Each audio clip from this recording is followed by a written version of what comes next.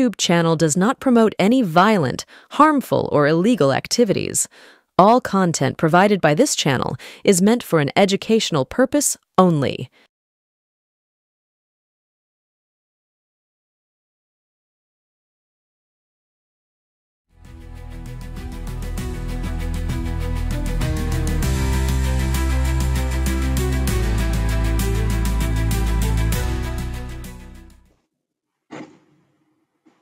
নমস্কার, আমি সুমন ভট্টাচার্য আবার এসে গেছি এনকে ডিজিটালে আমার কথা বলবার জন্য। প্রথমে আমি এনকে ডিজিটালের কর্ণধার সাংবাদিক সম্পাদক প্রবীর বিশ্বাসকে ধন্যবাদ জানাই আমাকে এই কথা বলার সুযোগ দেওয়ার জন্য। দেখুন, আজকে আমি একটু আঞ্চলিক রাজনীতি বা জাতীয় রাজনীতির বাইরে বেরিয়ে আন্তর্জাতিক রাজনীতির কথা বলব। আমরা সবাই জানি যে অপারেশন সিন্দুরের পরে ভারতবর্ষের তরফে বা কেন্দ্রের বিজেপি সরকারের তরফে সর্বদলীয় প্রতিনিধি দল 7টি সর্বদলীয় প্রতিনিধি দল বিশ্বের মোট 33টি দেশে পাঠানো হয়েছে। এই প্রতিনিধি দলে সব দলের সদস্যরা আছেন, এমন অনেকে আছেন যারা ভারতবর্ষের প্রাক্তন বিদেশ প্রতিমন্ত্রী ছিলেন। যেমন নিউ ইয়র্কে যে দলটি গেছে সেখানে কংগ্রেসের শশী থারুর আছেন, যে দলটি তে শ্রমিক ভট্টাচার্য আছেন, বাংলা রাজ্যসভার বিজেপির রাজ্যসভা সাংসদ। সেই দলে বিশিষ্ট সাংবাদিক এবং বিজেপির প্রাক্তন বিদেশ প্রতিমন্ত্রী এমজে আকবর আছেন। কোন প্রতিনিধি দলে আরেকজন বিজেপির প্রাক্তন সাংসদ এস আলুওয়ালি আছেন, যিনিও একসময় বিদেশ দপ্তরের দায়িত্বে ছিলেন। সৈয়দ আকবরউদ্দিনের মতো বিশিষ্ট কূটনীতিকরা আছেন পঙ্কজ সরণ, হর্ষবর্ধন শ্রীংলা। কিন্তু আমি আজকে অভিষেক বন্দ্যোপাধ্যায়ের কথা বলব। দেখুন, মমতা বন্দ্যোপাধ্যায় যে কারণে অভিষেক বন্দ্যোপাধ্যায়কে এই সর্বদলীয় প্রতিনিধি দলে পাঠিয়েছিলেন, অভিষেক বন্দ্যোপাধ্যায় কিন্তু কড়ায় গন্ডায় বুঝিয়ে দিচ্ছেন যে কেন তিনি যোগ্য। আমরা দেখেছি ইতিমধ্যেই এমনকি বিজেপি নেতা তথাগত রায়, যিনি কট্টর হিন্দুত্ববাদী বলে পরিচিত, তিনি অবধি বলেছেন যে অভিষেক বন্দ্যোপাধ্যায়ের প্রশংসা করতেই হবে। তিনি কংগ্রেস নেতা রাহুল গান্ধীর সঙ্গে তুলনা টেনে বলেছেন যে রাহুল গান্ধী বিদেশে গেলেই আর অন্যদিকে অভিষেক বন্দ্যোপাধ্যায় বিদেশের মাটিতে দাঁড়িয়ে ভারতবর্ষের হয়ে পাকিস্তানের চোখে চোখ রেখে কথা বলছেন এবং সমস্ত জায়গায় বলছেন যে ভারতবর্ষকে কেন অপারেশন সিন্দুরের দিকে হাঁটতে হয়েছে। শুধু এটাই নয়, দেখুন, অভিষেক বন্দ্যোপাধ্যায় প্রথমে ছিলেন জাপানে, তারপর গেলেন দক্ষিণ কোরিয়ায়, তারপর এখন আছেন সিঙ্গাপুরে। যেখানে যেখানে তিনি গেছেন তার সঙ্গে বাঙালির যে ভাবাবেগ জড়িয়ে আছে, সেই ভাবাবেগকে তিনি অ্যাড্রেস করবার চেষ্টা করেছেন। আমরা দেখেছি যখন তিনি জাপানে গেছেন তখন তিনি বিখ্যাত বিপ্লবী এবং আইএনএর প্রতিষ্ঠাতা রাসবিহারীর শহীদ বেদিতে গিয়ে শ্রদ্ধা নিবেদন করেছেন। আজ যখন তিনি সিঙ্গাপুরে ছিলেন তখন তিনি সিঙ্গাপুর, যেটা আইএনএর হেডকোয়ার্টার ছিল, যেখান থেকে সুভাষচন্দ্র বোস তার আইএনএ মানে আজাদ হিন্দ বাহিনী নিয়ে যাত্রা শুরু করেছিল, তিনি সেখানে আজাদ হিন্দ বাহিনীর প্রতি শ্রদ্ধা জ্ঞাপন করেছেন। তিনি গিয়েছেন রামকৃষ্ণ মিশন। দেখুন, বাঙালির জীবনে সুভাষচন্দ্র, নেতাজি, নজরুল, রামকৃষ্ণ, বিবেকানন্দ যত অঙ্গাঙ্গি ভাবে জড়িয়ে আছে তা তো অন্য কোনো মহাপুরুষ জড়িয়ে নেই। এবং বাঙালির জীবনে এই নেতাজি, সুভাষচন্দ্র বসু, রামকৃষ্ণ, বিবেকানন্দ, রবীন্দ্রনাথ, নজরুল, রোকেয়া আছেন বলেই বিজেপি এখনো এখানে দাঁত ফোটাতে পারছেন না। অভিষেক বন্দ্যোপাধ্যায় কিন্তু একজন পরিণত রাজনীতিকের মতো শুধু যে পাকিস্তানের বিরুদ্ধে মুখ খুলছেন তাই নয়, আমি আবারও মনে করাচ্ছি তিনি বাঙালির ভাবাবেগ, বাঙালির আবেগের সঙ্গে যে বিষয়গুলো জড়িত, অর্থাৎ রাসবিহারী শহীদ বেদি হোক, সিঙ্গাপুরে গিয়ে আইএনএ কে স্মরণ করা হোক, কিংবা রামকৃষ্ণ মিশনে যাওয়া হোক, প্রত্যেকটা কাজকে ছুঁয়ে যাচ্ছে। আমি ঠিক আগের সপ্তাহে এনকে ডিজিটালে এসে বলেছিলাম, মমতা বন্দ্যোপাধ্যায় যখন উত্তরবঙ্গে বসে কর্মসংস্থান ইত্যাদির কথা বলছেন বা বিভিন্ন নতুন প্রকল্পের কথা ঘোষণা করছেন, তখন অভিষেক বন্দ্যোপাধ্যায়ের হাতে ব্যাটন তুলে দেওয়া হলো আন্তর্জাতিক রাজনীতিতে তৃণমূলের প্রতিনিধিত্ব করবার জন্য। আমি আবার মনে করাই যে এই যে সর্বদলীয় প্রতিনিধি দল, সেখানে কিন্তু যে সে লোকজন যাননি।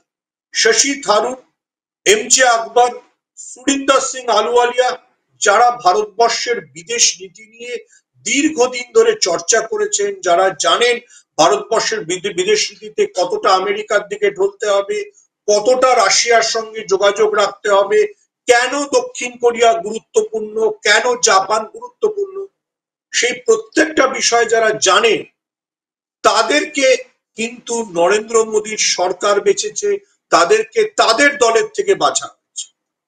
সেখানে আন্তর্জাতিক রাজনীতিতে অভিষেক বন্দ্যোপাধ্যায়ের যে অভিষেক হলো, আমি বলবো তিনি কিন্তু প্রথম অভিষেকেই একেবারে সেঞ্চুরি হাঁকিয়েছে। এটা কিন্তু শুধুমাত্র বাঙালি ভাবাবেগের দিকে তাকিয়ে আমি বলছি না।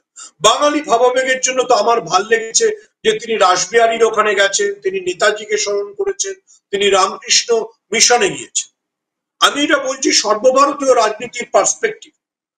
আমি আগের দিনও বলেছিলাম, এই যে সর্বদলীয় প্রতিনিধি দল, সেই প্রতিনিধি দলে শরদ পাওয়ার কিন্তু তার কন্যা সুপ্রিয়া সুলেকে পাঠিয়েছে।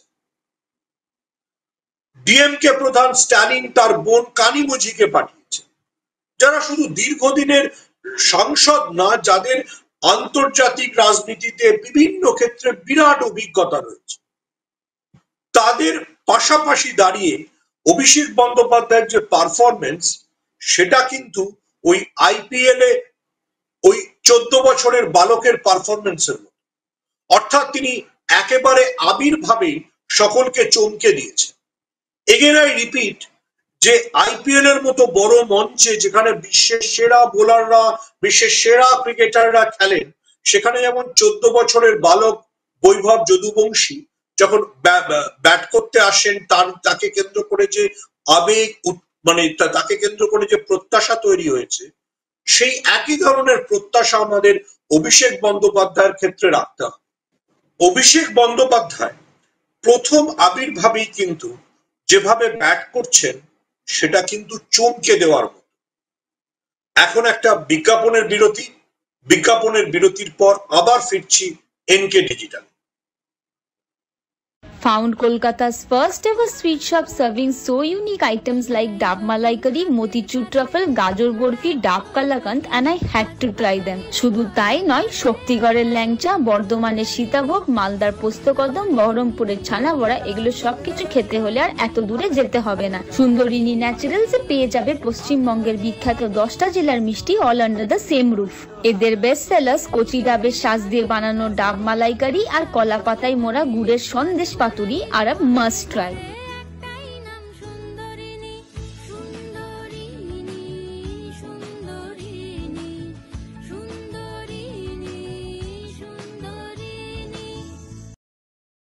Welcome to the world of civil business. A Bengali business personality and the most successful business group, Roy Construction Group of companies, now coming Sarib, West Bengal. Mr. Anup Roy, the managing director of the Roy Construction Group company, ready to serve his native land, the mother Bengal.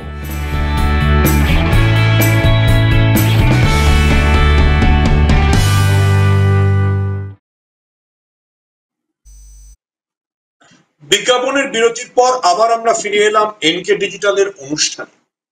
দেখুন, আমি যে কথাটা বলছি, সেই কথাটা বলার রাজনীতির সামান্য ছাত্র হিসেবে আমার একটা অধিকার আছে, বা আমি মনে করি এটা এই সময় বলা প্রয়োজন।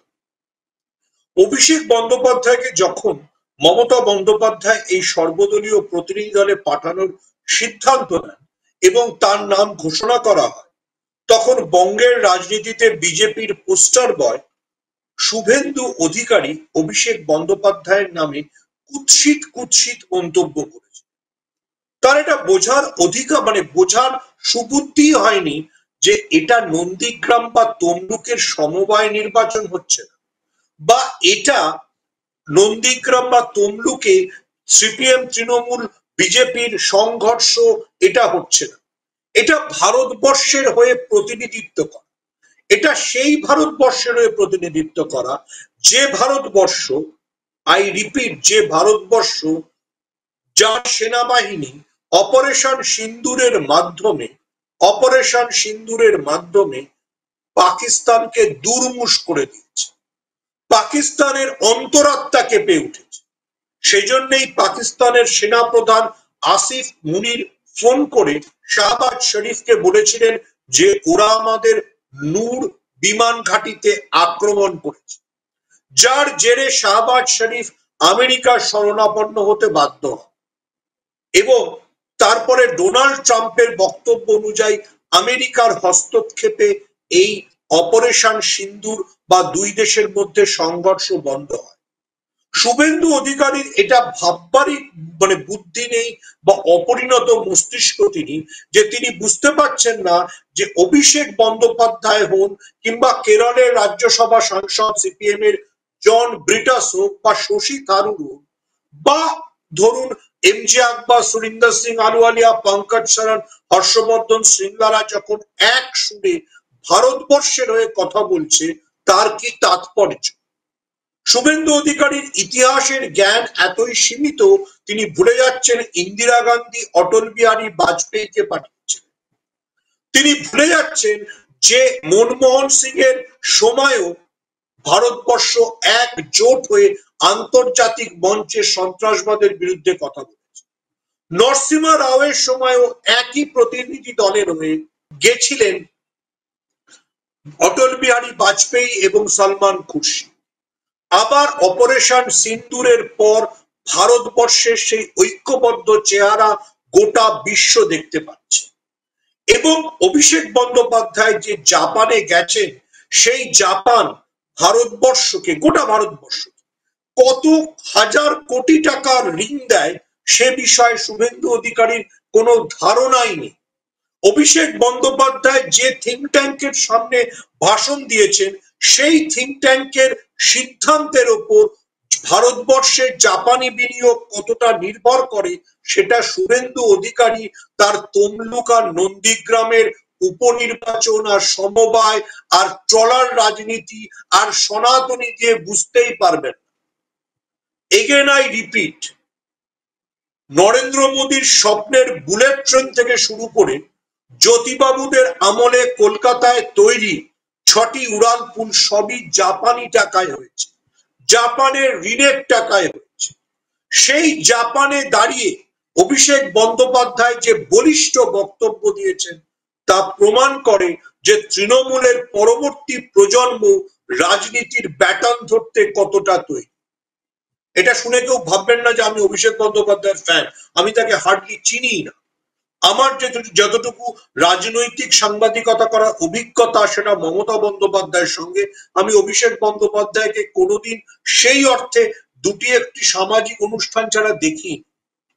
কিন্তু ভারতবর্ষের পরবর্তী প্রজন্মের রাজনীতিক হিসেবে যেমন হেমন্ত সোরেন এগিয়ে এসছেন, যেমন অখিলেশ যাদব এগিয়ে এসছেন এবং কলকাতায় যার পুত্র সন্তান জন্ম নিল সেই তেজস্বী যাদব যেমন এগিয়ে এসছেন, তেমনি অভিষেক বন্দ্যোপাধ্যায় কিন্তু প্রমাণ করলেন তিনি তৃণমূলের পরবর্তী প্রজন্ম হিসেবে কতটা যোগ্য। জাপান যদি ভারতবর্ষকে বিদেশি ঋণ বা বিদেশি অনুদানের ক্ষেত্রে সবচেয়ে বেশি এগিয়ে থাকে তাহলে ভুলে যাবেন না যে দক্ষিণ কোরিয়া আমাদের টেকনোলজিক্যালি কতটা সাপোর্ট দেয়।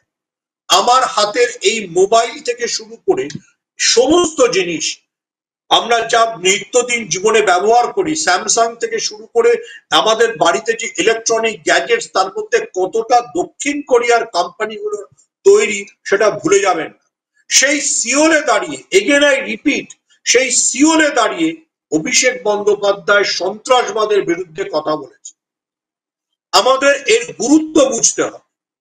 কেন গুরুত্ব বুঝতে হবে? কারণ এই যে দক্ষিণ পূর্ব এশিয়ার দেশগুলো, জাপান বাদ দিলে সাউথ কোরিয়া হোক, সিঙ্গাপুর হোক, এখানে চীনের বিরাট প্রভাব এবং আমরা সবাই জানি যে চীন আন্তর্জাতিক রাজনীতিতে কতটা পাকিস্তানকে মদত দেয়। ফলে সিওলে দাঁড়িয়ে সিঙ্গাপুরে দাঁড়িয়ে পাকিস্তানের সন্ত্রাসবাদের বিরুদ্ধে কথা বলা মানে চীনের সামনে দাঁড়িয়ে বোঝানো যে তুমি সন্ত্রাসবাদী একটা রাষ্ট্রকে মদদ দিচ্ছ। এই সাহস সবার হয় না।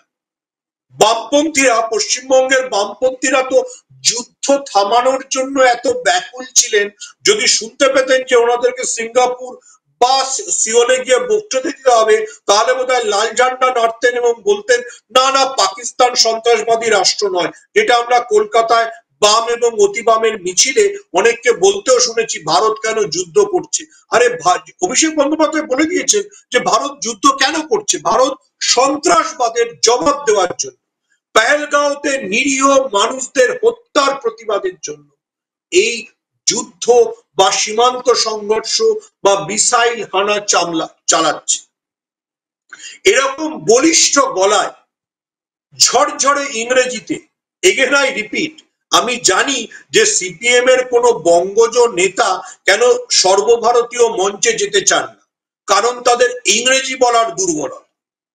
এটা সেই গত শতকের ৯-এর দশক থেকে যখন জ্যোতিবাবু হিস্টোরিক্যাল ব্লান্ডার বলেছিলেন, তখন থেকে সত্যি সিপিএম এর বঙ্গজ কমরেডরা সর্বভারতীয় মঞ্চে প্রকাশ করার সীতারাম ইয়েচুরিদের মোকাবিলা করতে ভয় পেতেন, কারণ তারা ইংরেজি আর হিন্দিতে স্বচ্ছন্দ ছিলেন। এই যে বঙ্গজ কমরেডদের অবস্থা, যাদের মানে পরবর্তী প্রজন্ম এখন সোশ্যাল মিডিয়ায় বিরাট বিপ্লবী সাজেন, তাদের অভিষেক বন্দ্যোপাধ্যায়কে দেখে শেখা উচিত। এগেন আই রিপিট, জাপান, দক্ষিণ কোরিয়া, সিঙ্গাপুরের মতো দেশে দাঁড়িয়ে কি সপাটে তিনি ব্যাট করছেন, কিরকম বলিষ্ঠ প্রত্যয়ের সঙ্গে তিনি ভারতের অবস্থান ব্যাখ্যা করছেন। মনে রাখতে হবে যে তৃণমূল ভারতবর্ষে বিরোধী দল, কিন্তু যেটা মমতা বন্দ্যোপাধ্যায় বারবার বলেছেন, আন্তর্জাতিক রাজনীতিতে বা বিদেশ নীতির ক্ষেত্রে আমরা কেন্দ্রের সরকারের সঙ্গে আছি। অভিষেক বন্দ্যোপাধ্যায় প্রতিটা পদক্ষেপে সেটা প্রমাণ করছে।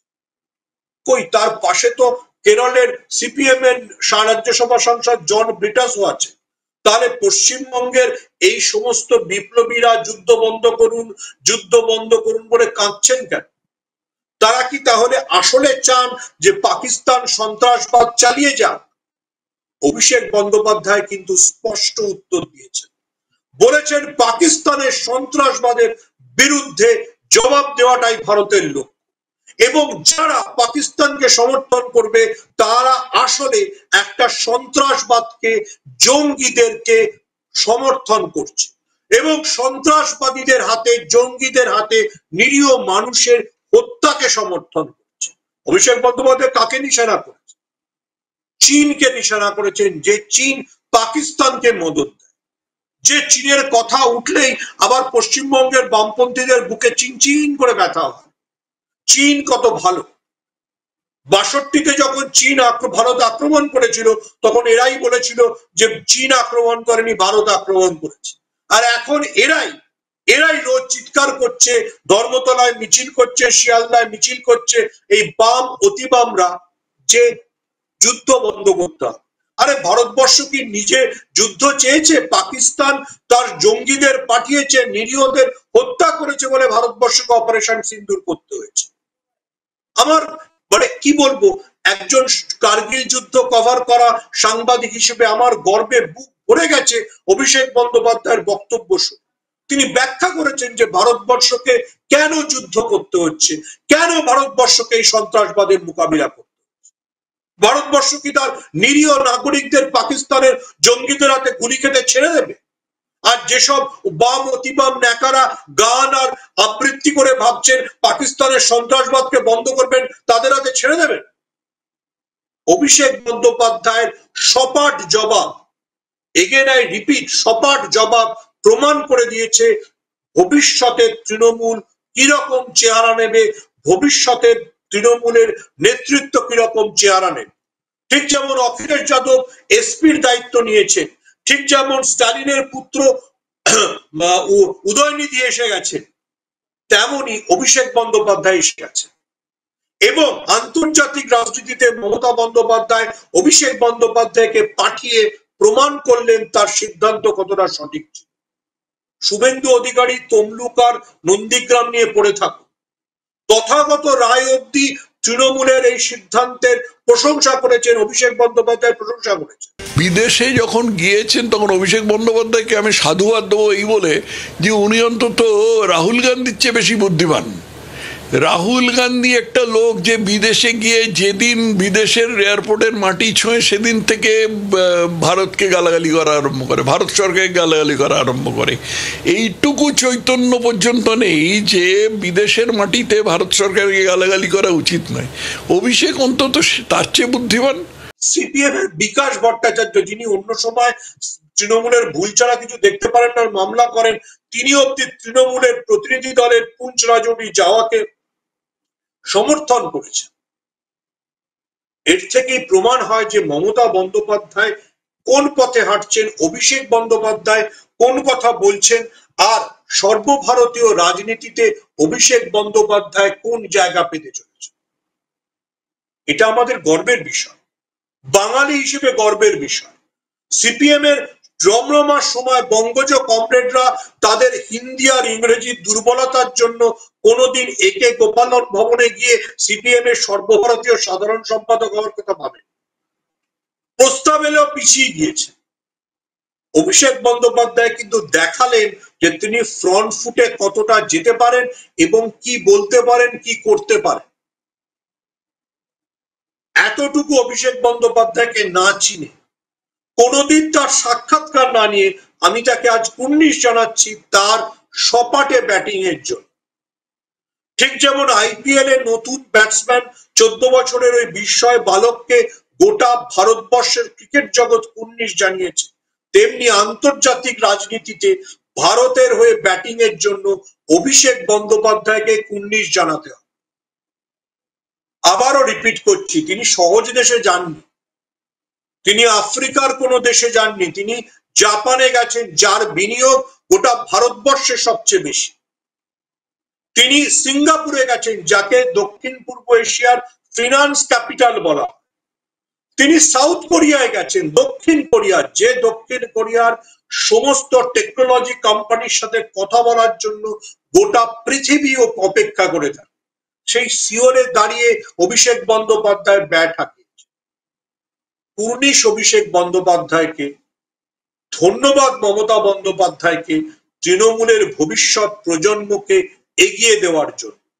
ঠিক যেমন শরদ পাওয়ার সুপ্রিয়া সুলেকে পাঠিয়েছেন, স্ট্যালিন কানিমোজিকে পাঠিয়েছেন, তেমনি মমতা বন্দ্যোপাধ্যায়ও তার সেরা অস্ত্রকে প্রয়োগ করেছে। আপাতত এইটুকুই। অভিষেক বন্দ্যোপাধ্যায়কে কুর্নিশ। আবার ফিরে আসবো এনকে ডিজিটালে এক সপ্তাহের ব্যবধানে নতুন কোনো বিষয় নিয়ে, নতুন এপিসোড নিয়ে। ততক্ষণ দেখতে থাকুন এনকে ডিজিটাল। নমস্কার, সবাইকে ধন্যবাদ আমার কথা এতক্ষণ ধরে শোনার জন্য।